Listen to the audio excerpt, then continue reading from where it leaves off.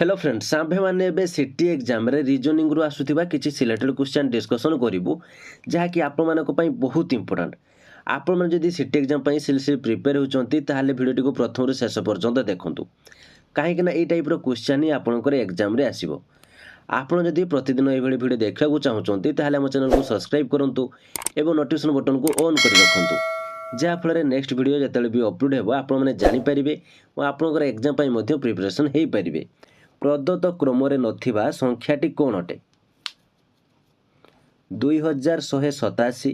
एठार आपन को क्वेश्चन चिन्ह दे जायछि माने आपन को या कौन एठारे रहिबो आपन को बाहर करिया पई पड़िबो। नेक्स्ट अछि 243 81 27 तंतु ए टाइप रो क्वेश्चन आसिले आपन माने कोन करिवे त आपन एठारे किछि लॉजिक पकेबे। फास्ट होछि आपन माने टिके डिफरेंस बाहर करके देखिबे आपन को आसुछि कि नै देन आपन स्क्वायर क्यूब कि आपन इनटू ए टाइप रो आपनकर एठारे सब बेले आपनकर जहाँ भी क्वेश्चन आसिले आपनकर सेई टाइप रो आपनकर एठारे लॉजिक आसीबो। तो एठारे देखिबे आपनकर केउ लॉजिक रे एठारे हिची देखंतु एठारे देछि कोन करिछि ना 27 into 3 is equal to 81 81 into 3 is equal to 243 243 into 3 is equal to 729 729 into 3 है आपनकर केते आछि 2187 ताले देखंतु एठारे इंटू 3 सबुथिरे इंटू हे ही आसुची आपनकर आंसर मध्ये ठीक आसुची। फास्ट एठारे देखंतु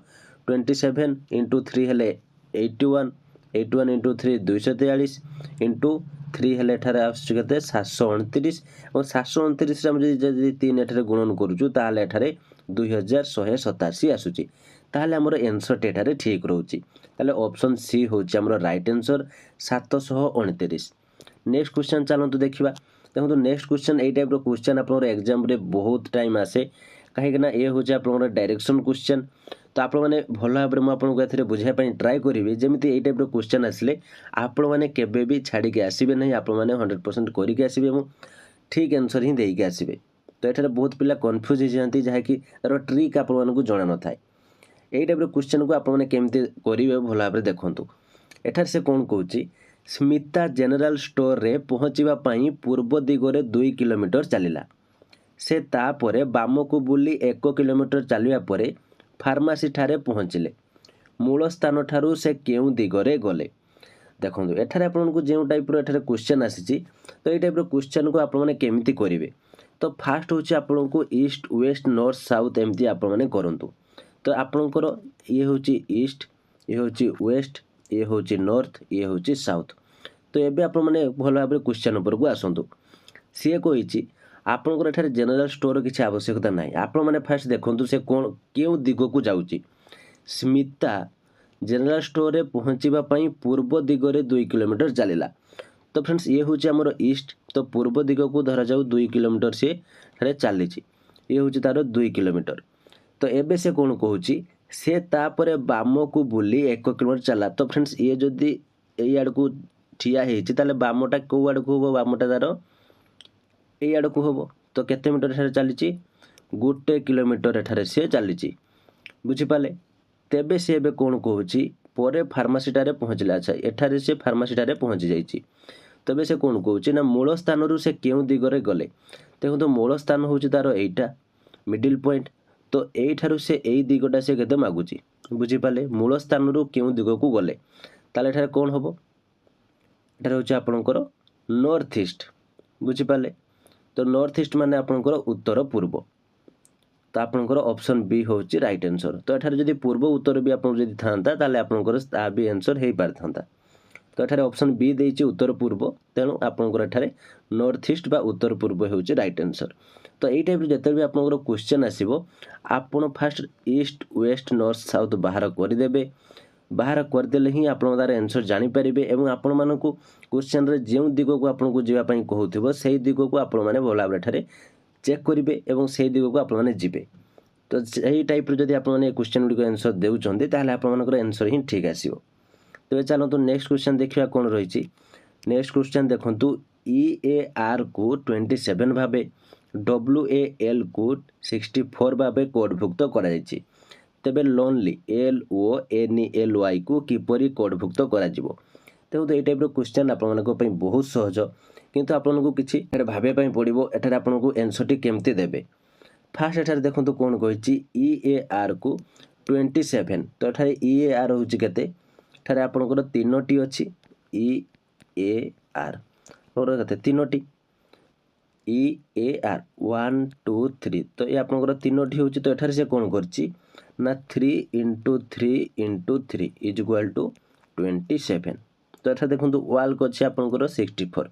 तो WALK आपंकर 4टी संख्या होची तो 4 × 4 × 4 = 64 बुझीपारे। तो एठार पुणी एठार देखो लोनली लिखाई एठार केतोटी रोची 1 2 3 4 5 6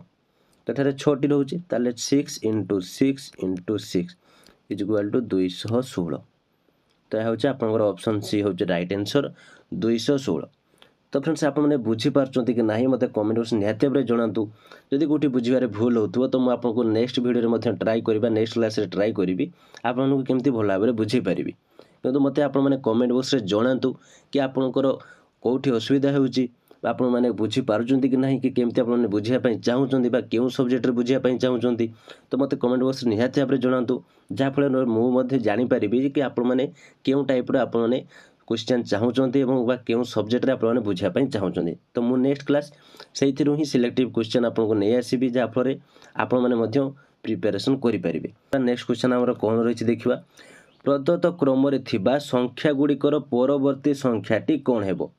217 344 513 730 पुणी एठार क्वेश्चन आपको देती तो यह आपको बाहर करने पड़ो।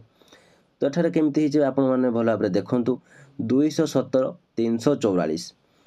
नेक्स्ट अच्छे 513 ने 730 आपने करने ट्राई करूँ।